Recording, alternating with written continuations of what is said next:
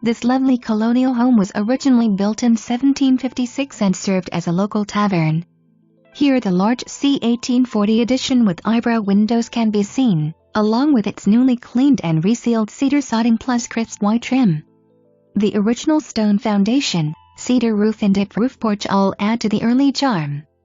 Hundreds of daffodils bloom along the picket fence as well as perennials and shrubs along the interior.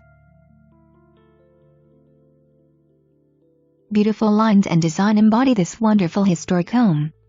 Historic in nature, yet a blend with modern amenities in the baths, a second-floor laundry, and a completely charming blue and white kitchen.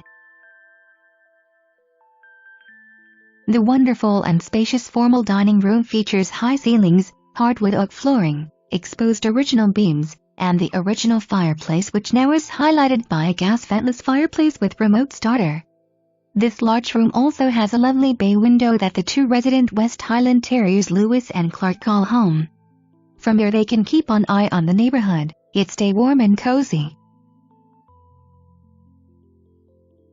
This fabulous space is very versatile and has great flow for entertaining between the tavern room, which can be seen through the doorway beyond, the living room pocket doors, where the photo is being taken from, and it adjoins the kitchen through the door to the right of the large mirror. The warm hardwood floors gleam in the light cast by the chandelier. Overhead exposed beams and upstairs white floorboards are a reminder of the history and craftsmanship of centuries ago.